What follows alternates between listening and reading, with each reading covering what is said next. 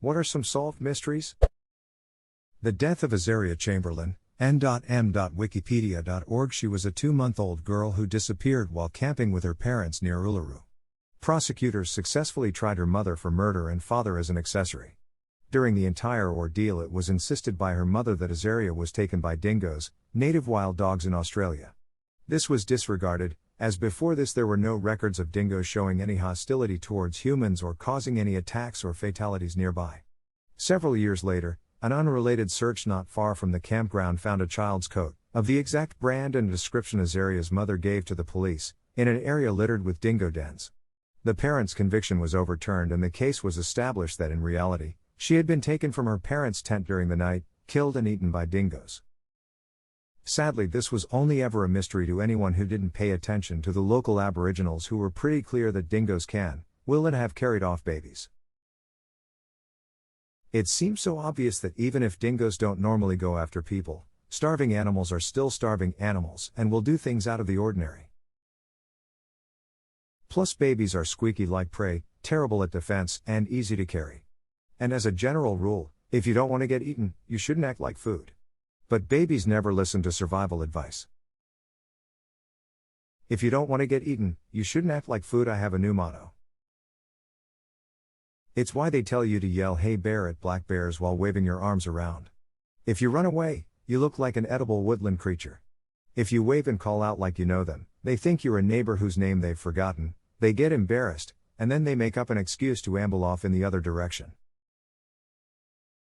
Cute, but for real, black bears are known to make false charges.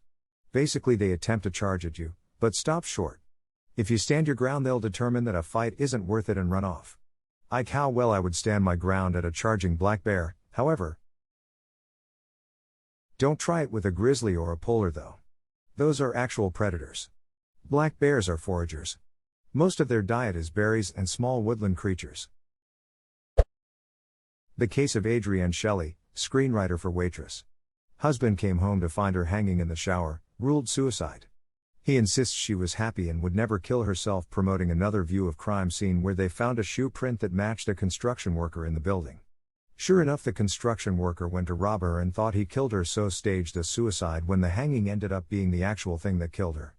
n.m.wikipedia.org. The Sailing Stones of Death Valley, www.nationalparks.org. Connect blog Sailing Stones Death Valley video here, u2.b89 of TL, Dr. Rocks would magically move up to 1,500 feet in the desert. Turns out it gets cold, freezes the ground overnight. The rocks would get pushed by the ice sheets that melted under the wind. Aren't we all just air hockey pucks in the wind, my friend? The Bloop TL. Doctor, in 1997 a really weird and loud noise was detected underwater and everyone was all WTF was that? In 2012 it was determined it was an iceberg breaking and/or rubbing against the seabed.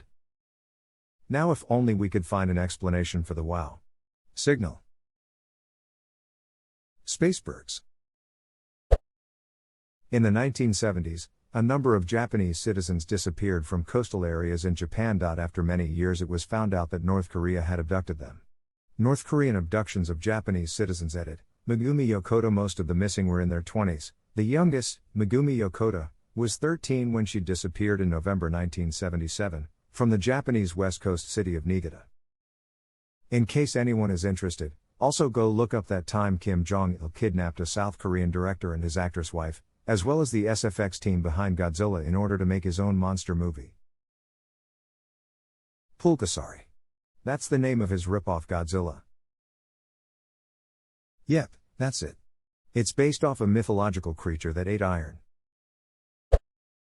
I have one that most people seem to not know about. Grand Duchess Anastasia was in fact killed with the rest of her family in 1918. She never escaped, and the several women throughout the 20th century claiming to be her lied. The site of the execution of the Tsar and his family was completely untouched until 1991. Excavation found only 9 of the 11 expected remains. It wasn't until 2007 that 2 further sets of remains were found a small distance away from the previous grave site. DNA testing found that one of the sets of remains belonged to Tsarevich Alexei and the other to one of his sisters. With this find, it proved conclusively that the entire imperial family was in fact executed and buried in 1918. Not a lot of PPL know, but Anastasia's remains were confirmed because Prince Philip provided DNA. He was a grandnephew of the Tsarina Alexandra. Didn't they have to use Philip's DNA because the Russian Orthodox Church wouldn't allow them to check the interred remains of the other Romanov children? And also I believe they refused to inter the later discovered remains with the rest of the family? I believe the first part is because PP was a direct line to the Tsarina, so they need the comparison to confirm the link to the Romanovs.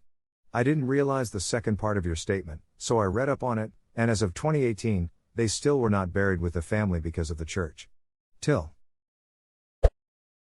While it doesn't give us who the Zodiac Killer is, just recently his most infamous 340 cipher was solved after 51 years. According to Oranchak and team, the message reads, I hope you're having lots of fun and trying to catch me. That wasn't me on the TV show, which brings up a point about me. I am not afraid of the gas chamber because it will send me to paradise all the sooner because I now have enough slaves to work for me where everyone else has nothing when they reach paradise, so they are afraid of death. I am not afraid because I know that my new life will be an easy one in paradise. Death article about who did it how. He basically monologues like the Ascrack Bandit. He should be called the Run-On Sentence Bandit. The Siberian craters. As the permafrost melts, the methane gas gets released and it sometimes ignites. Just went down the rabbit hole and it looks like there are different types of Siberian craters. Vodkagayka is just a slumping hillside after permafrost melted. Potomsky seems to be gas related but without an explosion. But many others, as you mentioned, from gas explosions. Interestingly, these are huge. I expected a car-size explosion, but they are hundreds of feet deep. One thing I can't find is the ignition source. What lights the gas? Edit, some people are asking for pictures. This article has plenty. BBC.com. Where's the Titanic? Most people don't realize that half of the people in the world grew up when the ship's location was still a complete mystery. Now, it's old news. Where's MH370? I don't think they'll find it, unless they just happen to stumble upon it by chance. Pieces of the plane washed up on beaches years ago. There probably isn't much of a debris field to find anymore though. The Erebus and the Terror were found a few years ago. The two ships were part of an Arctic expedition and disappeared 150 years ago. n.wikipedia.org Wiki Franklin percent 27 Slow ST expedition. They had a whole section of the Museum of History in Ottawa for it a few years ago, with some of the remnants of the ship. It was very interesting. One thing that struck me was for years, the local indigenous population talked about those crazy white guys trying, and failing, to sail through the Northwest Passage, and ended up resorting to cannibalism in an attempt to survive. Their stories were ignored for decades, but what do you know? The oral histories ended up being an important part of fighting the wreckage, and they found cut marks and evidence of cannibalism on some of the bodies found on King William Island. The Soulway Spaceman in 1964, Jim Templeton, a fireman from the English city of Carlisle, was spending an afternoon out with his family when he snapped a photograph of his young daughter without much thought. But when he got home and had the film developed, he noticed what has now become known as the Soulway Spaceman. The photo shows what many people say is a person in some form of spacesuit. Kodak even analyzed the photo and their experts said it was authentic, lending to the spaceman theory. The spaceman was his wife with her back to the camera. He was only able to see 70% of the frame and didn't realize his wife was in the background of the picture. And it took nearly how long? For his wife to realize, oh yeah, I was behind. If I remember correctly, the wife denied she was in any of the pictures in the news articles. But someone recreated it with similar clothes to what she was wearing in the other pics and it was solved. Turns out neither her nor her husband had realized she was in the background of the shot, and they had waited a while to get the pictures developed. El Dorado, or the Lost City of Gold, turned out to be a mistranslation. It was just the name of some guy that got mistranslated to the name of a city. Sounds like exactly what someone who is on the trail would say. The trail we blaze. What do you know Shiras looked like? When I was a kid in the 80s, all that was known were the bones of the arms with enormous claws. Hence its name, Terrible Hand. They were mostly shown grasping a small car because they were so freaking huge. The rest of the animal was a complete mystery. Was it like a giant Allosaurus, one that'd make the T-Rex look like a puppy in comparison? A few years later it seemed more likely to be ostrich-like and an omnivore. Either way, given how rare it is for fossils to form at all, I was convinced I'd die never knowing what this dinosaur actually looked like. Then surprisingly in 2014, they found more bones and it was just the weirdest thing. n.wikipedia.org. Only in 2014? I had a book in my childhood where it speculates that Deinonychus was a therizinosaur. It had similarly massive claws after all. Smile. I had books in my childhood from a time when Therizinosaurus was also nothing more than a couple of mystery claws. To show the scale compared to a human, they drew the rest of the theria as the silhouette of a Tyrannosaurus, but with the long scythe claws. Veiled.